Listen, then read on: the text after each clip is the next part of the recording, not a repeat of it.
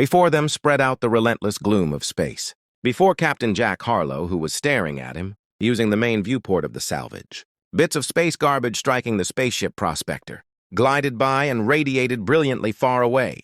This hitherto unstudied area was a star, meant to be empty, yet instead it's floating trash. Though there was dust, his scanner had caught up on it. Anything significant? Something metal-made? Something... "Lisa, are you really convinced about this?" asked her with her fingers skimming the... Navigation is watching over her short red hair, caught the blue glow coming from the console. "We have veered off the road we typically follow." Jack nodded, wearing a tired look on his face. "Thus, the scanner does not lie in its will. There is something out there, and it is vital. Tom said it would be more worth the gasoline. Coming from the engineering station, our old..." Jack had been his mechanic for almost 15 years, still complaining about every single diversion while still, the Prospector kept on ahead across within the realm of trash. Its lights might be seen over the darkness. They suddenly received a sight of the celestial stars.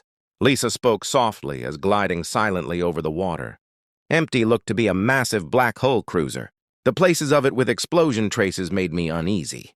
They were tore open, exposing the ships. Still, even with the damage, it was within. Absolutely uninjured, and at least it was somewhat large. 5 times less than the Prospector is the Prospector. Regarding human design, Tom asked. Jack was leaning forward and confirmed a database exists under the U.E.E.S. Vengeance. Warship from the first clash with the enemy, his. That was the whisper the voice dropped to. Supposedly destroyed almost 200 years ago. Everyone on the crew knew that there was total silence. How the first contact war had shaped mankind. Soar toward the heavens, only to collide with establish an alien kingdom where people considered mankind as one from which the fight has just disappeared from the planet. Humans just existed on a few of Earth at this period. The settlement is always under shade of, using the Krell rule, let's call this Lisa. At the conclusion, reaching for the communication tool, Jack reached for her wrist to ascertain who the system identified. He shook Krell then so they might take it away. Finding his head is like finding the lifetime treasure. We are going to start by looking at it. Jack, the vessel in issue is a Navy warship. Could be security traps programmed by automated defenses following. 200 years of doubt later, Jack answered at last. Clearfinder's another name for the law of salvage. Jack, Lisa, and Tong were right once every hour, floated down the hallways of their empty construction. The Vengeance, with their magnetic boots, clicking sounds hitting the metal ceiling. Their helmet was there if they wanted to use them. Lights could pierce the night. Unveiling a spacecraft frozen in time for viewing. Tom was highlighting a brilliant light on a wall with explosion markings covering which Jack unhappily bowed his head in line with the signage. There were improvised battles all around from trash.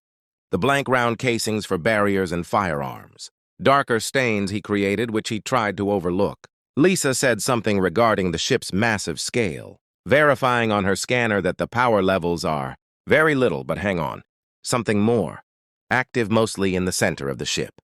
They kept to their low-energy signature, a signal traveling the winding hallways until at last. When they got at a locked door marked AI, the only door letting DP Orona pass through that we can find. Tom answered Jack's inquiry by examining the door. We will have to use force to get at the lock. Every 3 of them had to push the button. Inside there was a compartment with an open heavy door, filled with things that were out of current. Every piece of middle-grade computer hardware was that beautiful blue cube is slowly pulsing. Lisa said she is looking at the area of the ship. It seems to be running on yet at last, Jack, emergency electricity following all this time. We have gone to approach the cube. Could we be able to interact with it? Not enough electricity. Lisa shook her head. Tom, it hardly manages to stay together. The man pulled from his rucksack a portable power cell.